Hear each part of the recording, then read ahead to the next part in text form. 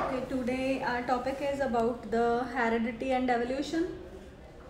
Okay.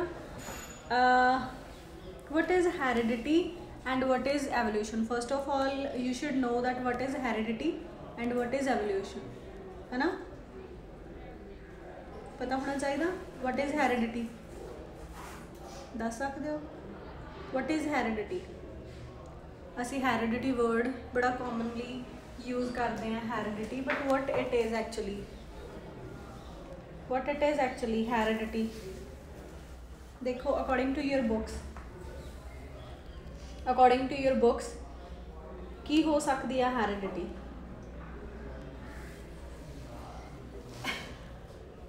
The phenomenon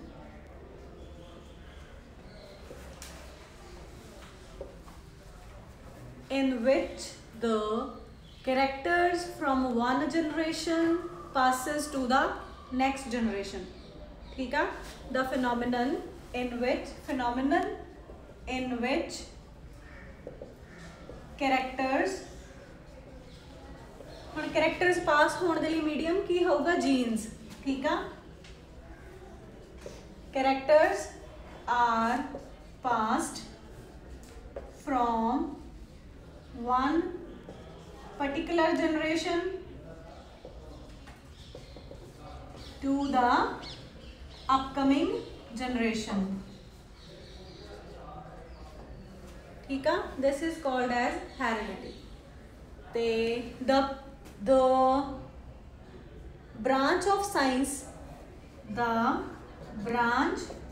this is the another definition. The branch of science which deals with heredity is called as is known as genetics. Clear? What is genetics? What is heredity? Heredity is the phenomenon in which the characters are passed from one generation to the next generation to upcoming generation. That is known as heredity. Basically what is being transferred, the genes which carry the characters. ठीक है? We'll do it later on कि कितना जानते हैं characters. And the branch of science which deals with the heredity, branch of science in which we study heredity is known as genetics. ठीक है? Clear? And there is one more term, variation. ठीक है?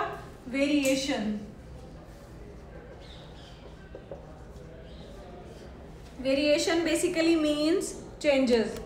ठीक है? What is variation? Changes. And these terms, variation, then genetics, heredity, these all are interlinked. ठीक है?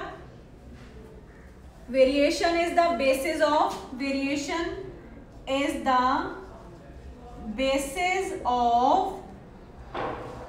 evolution.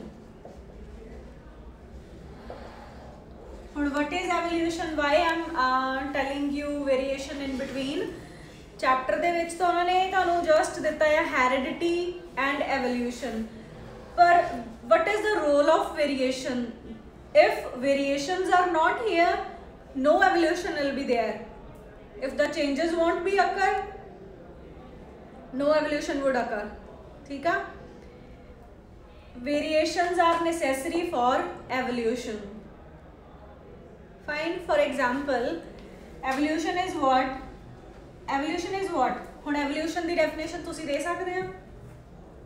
Evolution की definition की बोलो.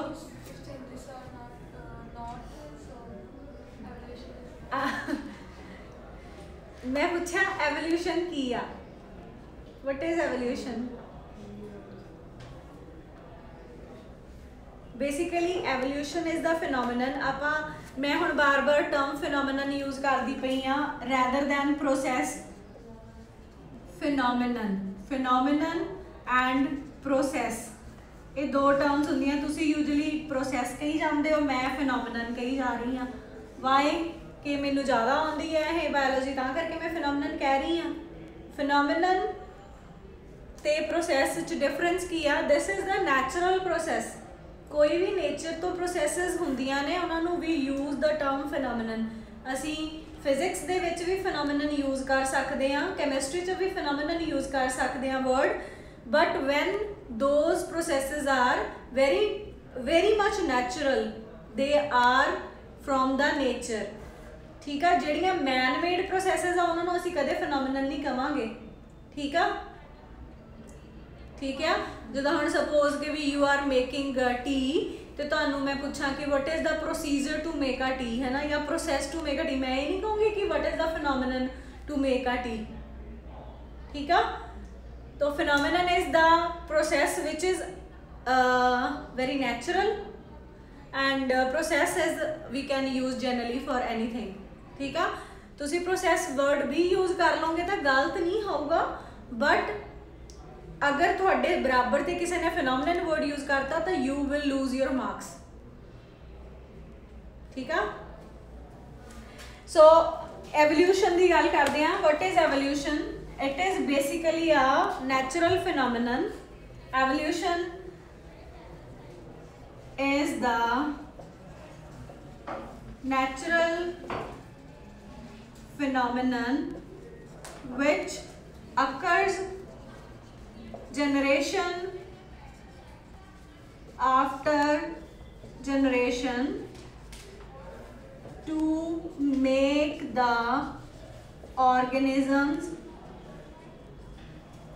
fit for their survival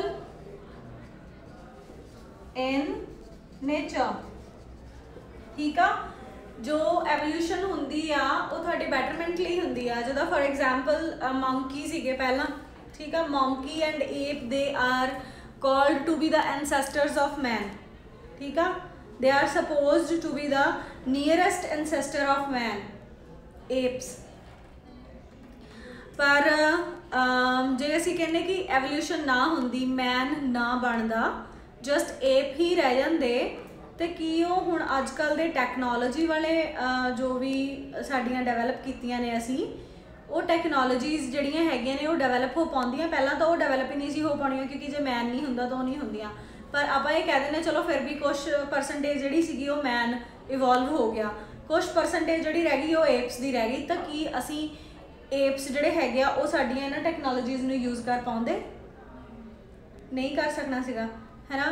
तो ह्यूमन बीइंग्स जदों इवॉल्व होए, वो तुसी एवोल्यूशन ऑफ मैन जिहड़ी हैगी आ वो तुहाडे सिलेबस च तां नहीं है शायद, बट तुसी उहनूं देख सकते हैं एवोल्यूशन ऑफ मैन के पहला वो एप सीगे, फिर उस तो बाद वो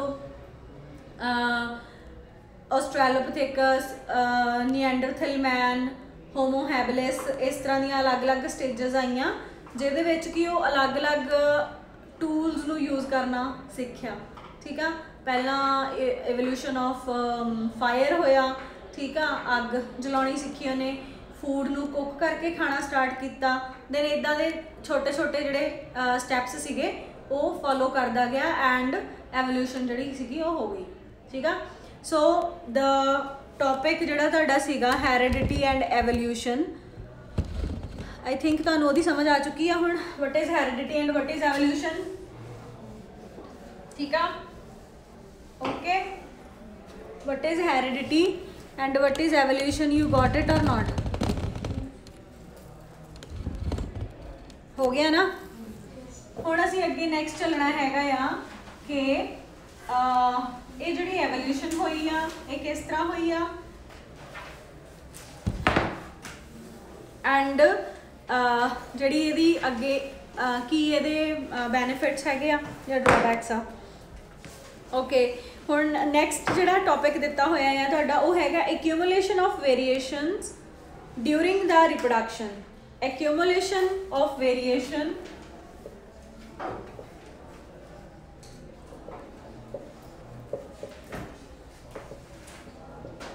ड्यूरिंग रिप्रोडक्शन। एक्यूमुलेशन एक्यूमुलेशन का मतलब की हुंदा आ गैदरिंग, इकट्ठे होना, ठीक है। एक्यूमुलेट हो गया, एक्यूमुलेट होना, इकट्ठा होना ऑफ वेरीएशन। चेंजेस जिहड़ियां आ वो एक्यूमुलेट हो गई ड्यूरिंग रिप्रोडक्शन, ठीक है। रिप्रोडक्शन इज व्हाट द आपां कीता आ ये चैप्टर रिप्रोडक्शन है ना, the process during which a species can continue, यही सीगा, यही सी। या फिर we can say the process in which the organisms can produce organism of their own kind, यही सी ਇਹਦੀ डेफिनेशन। ਤੇ ਹੁਣ ਇੱਥੇ ਸਾਡੇ ਕੋਲੇ ਕਹਿੰਦਾ ਕਿ ਵੀ एक्यूमुलेशन ਹੁੰਦੀ ਆ वेरिएशंस ਦੀ, मतलब चेंजेस ਜਿਹੜੀਆਂ ਹੈਗੀਆਂ ਨੇ वेरिएशंस मैं दसिया ਤੁਹਾਨੂੰ चेंजेस दी एक्यूमुलेशन होना, चेंजेस का इकट्ठा होना at the time of reproduction, ठीक है। ये तुहानूं मैं 2 का पॉइंट टॉपिक बाय टॉपिक तां करवा रही हैं कि तुहानूं ईजी होवे बाद विच उहनूं बुक तो रीड करना, ठीक है। हुणे की कह रहा हैगा variations appear during reproduction whether organisms are multiplying asexually और सैक्शुअली, ठीक है। वेरीएशंस कहता एक्यूमुलेट होंदियां ही आ, वेरीएशंस एक्यूमुलेट होंदियां ही आ, चाहे वो प्लांट या एनीमल या ऑर्गेनिज्म एसैक्शुअली रिप्रोड्यूस करे चाहे वो सैक्शुअली रिप्रोड्यूस करे, बट सैक्शुअल रिप्रोडक्शन च चांसेस ज़्यादा होंदे आ एक्यूमुलेशन ऑफ वेरिएशन दे, क्योंकि फादर एंड मदर दोनों के डिफरेंट करैक्टर्स जिहड़े हैगे आ वो इकट्ठे होंदे आ, मिक्स होंदे आ, ठीक आ। ते each generation कहता provides the next generation with a common basic body design and some subtle changes or variations in that body, ठीक है। हुण फॉर एग्जाम्पल तुहाडे मदर फादर आ है ना, मदर प्लस फादर आ, ठीक है, ठीक है। मदर प्लस फादर तो कौन अराइज होया, यू, ठीक है। इधर फादर जिहड़ा सीगा ओहदे मदर ते फादर अलग सीगे, your grand parents paternal grand parents, ते इधर मदर दे मदर फादर अलग सीगे, है ना।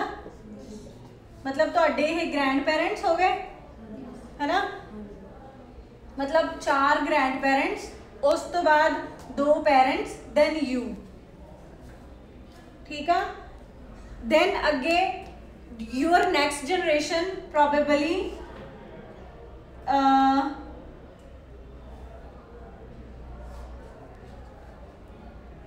नेक्स्ट जनरेशन,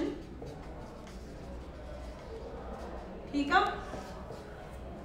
जिहड़े हुण इत्थे आ मदर फादर सी, जिहड़े तुहाडे मदर दे मदर फादर सी एंड जिहड़े तुहाडे फादर दे मदर फादर सीगे उन्हां दे कुछ फीचर्स होणगे, है ना, कुछ फीचर्स उन्हां दे होणगे, कुछ फीचर्स इन्हां दे होणगे तुहाडे मदर च, कुछ फीचर इन्हां दोनों दे मिक्सिंग होके तुहाडे फादर च होणगे।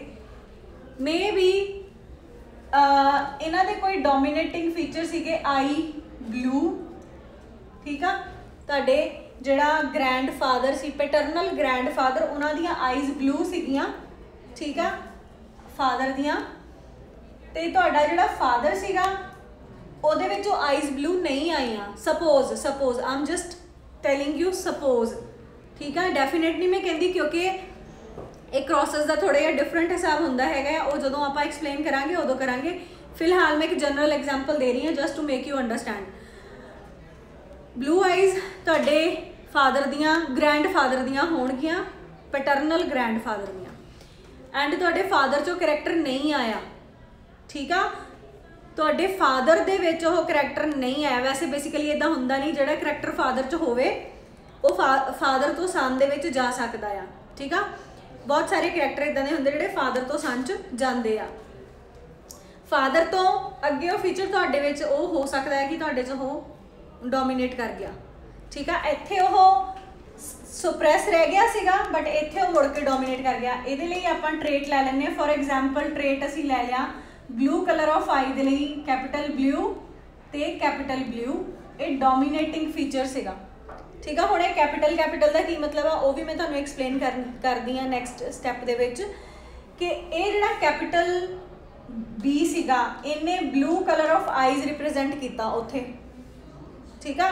मदर जिहड़ी सीगी उहदे विच नॉर्मल ब्राउन आईज सीगियां, ठीक है। ते मदर दा असीं आ लै लिया, ठीक है। ते जदों ये इत्थे आया साडे कोल ये बनिया साडे कोल दिस, ठीक है। वैसे तो बेसिकली जदों एक भी कैपिटल आ गया तो दैट मीनस कि भी ये इत्थे अपना एक्सप्रैशन दूगा, पर आप इत्थे थोड़ा जिहा मैं तुहानूं समझाउण लई डिफरेंट लैके चल रही हाँ कि ये साडे कोले इत्थे जदों कैपिटल एक आया तो इन्हें अपना एक्सप्रैशन देना हुंदा है बेसिकली, ठीक है। या असीं इहनूं उल्टा कर लैंदे आ, आपां इदां लैंदे आ कि भी इधर आ ब्राउन आईज आ क्योंकि ब्राउन डोमीनेटिंग आ, brown is dominating over the blue, but ये साडे जिहड़ी साडियां रेसिस आ, ठीक है। कभी तुसीं फॉरन कंट्रीज़ देखिया होण तो उत्थे ब्लू डोमीनेट करदा आ ओवर ब्राउन एंड ब्लैक, देखिया, हैव यू सीन दैट, है ना। जिहड़ियां तुसीं पिक्चर्स देखदे आ उत्थे वो ब्लू डोमीनेट करदा आ ऑन ब्राउन, है ना। तो फिर हुण इस चीज़ नूं लैके चल सकदे आ असीं, आ डोमीनेटिंग सीगा फादर दे विच ओह करैक्टर, मदर दे विच ओह रिसैसिव सीगा, इत्थे ओह हेटेरोजाइगस बन गया, मिक्सिंग हो गई दोनों की, तो वह फादर दे विच भी ब्लू आईज हो सकदियां ने, ठीक है, पॉसिबिलिटी हो सकती है, ठीक है। तो फादर दे विच भी सपोज ब्लू आईज आ गई, जदों हुण ये अगे फरदर ये चीज़ होनी आ तो ये दो गैमीट्स बन गए, एक आ ते एक आ, ठीक है, ठीक है। इधर मदर जिहड़ी सीगी ओहदियां सपोज कि ब्राउन ही आही आ ओहदे विच, ठीक है। जदों हुण ये फादर दे जिहड़े दो गैमीट फादर वालों बने, दो मदर वालों बने, मतलब मदर दे एग्स जिहड़े सीगे ओहदे विच दोनों एग्स दे विच बी स्मॉल ही आ, ब्राउन आई कलर ही आ, ठीक है। बट जिहड़े फादर दे दो अलग अलग स्पर्म सीगे उन्हां दे विच एक दे विच तां ब्लू आई आ रही है तो एक दे विच ब्राउन आई आ रही है, ठीक है। हुण जदों आ वाला स्पर्म ते आ वाला एग फ्यूज करूगा तो साडे कोले बनूगा कैपिटल बी ते स्मॉल बी, ठीक है। If you are with this then you will have the blue eyes, ठीक है। ते then this one and this one, small B and small B, ठीक है। अगर ये तुहाडा जेनेटिक कॉन्स्टिट्यूशन है then you will have the brown eyes, ठीक है। तो वो ब्राउन आईज सिर्फ मदर दे करके नहीं है, वो फादर करके भी आ, क्योंकि उहदे विच वो मिक्सड करैक्टर सीगा। हुण इहदी अगली पॉसिबिलिटी की आ, नैक्सट पॉसिबिलिटी ये आ कि साडे कोले आ जिहड़ी मदर सीगी ना, सपोज मदर का भी सेम ही कॉम्बीनेशन चल रहा है हेटेरोजाइगस ब्लू वाला, इधर फादर जिहड़ा सीगा वो होमोजाइगस ब्लू सीगा, मदर हो गई हेटेरोजाइगस ब्लू, है ना। इन्हां दोनों के जो फीचर्स मिक्स होए तो हुण फिर इन्हां दे विच भी आ डिफरेंसीएशन हो गई ना, है ना। तो फादर जिहड़ा हैगा आ उहदे विच जे तां ये वाला सीगा तां असीं पॉसिबिलिटी देख ही लई आ, अगर फादर च आह ही दोनों बी आईयां होईयां, एक आ वाली बी ते एक आ वाली बी आईयां होईयां ने, है ना। तो फादर जिहड़ा सीगा फिर वो होमोजाइगस ब्लू होगा, है ना। फिर फादर दे दोनों जिहड़े ट्रेट्स बननगे, दोनों जिहड़े स्पर्म्स होणगे जो भी बने आ वो ब्लू ब्लू वाले बननगे, है ना। Then in either case you will have the blue eyes, this won't be here, ठीक है। इत्थे भी सेम ही बनना फिर आह ही बी ते बी, है ना, ठीक है, क्लीयर आ। ते यह एक करैक्टर दी जनरेशन आफ्टर जनरेशन असीं यह एक करैक्टर देखिया, इस करैक्टर नूं देखना साडे लई हेरिडिटी स्टडी करना सीगा, जेनेटिक्स स्टडी करना सीगा, ठीक है। जेनेटिक्स दी genetics would be the branch जिहदे विच कि असीं सब कुछ स्टडी कीता, and heredity is the process जो असीं स्टडी कर रहे हैं, ठीक है। एक सिर्फ आई कलर दे लई असीं पिछलियां 3 जनरेशनस देखियां, ठीक है। तो वो आई कलर जिहड़ा सीगा, this is you are having if blue colour of your eyes, from where that blue color comes from your mother as well as from your father, that can come, but if you will study the previous generation of your parents and the previous generation of their parents, मतलब जड़े super grand parents हो गए, then you will get to know कि वो blue eyes कित्थों आईयां, ठीक है। So the inheritance of character from generation after generation is known as heredity. Inheritance of characters generation after generation is known as heredity. ठीक है, the best example of heredity is this. Inheritance of characters generation after generation is known as heredity. एक character दा एक generation तो proceeding generations दे विच पास होना is known as heredity, ठीक है। एक छोटी जी एग्जाम्पल है जिहड़ी कि हेरिडिटी नूं एक्सप्लेन कर दी है, ठीक है। तो ये नाल दियां अगे असीं फरदर होर सो मैनी एग्जाम्पल्स करांगे ते we will continue it, okay.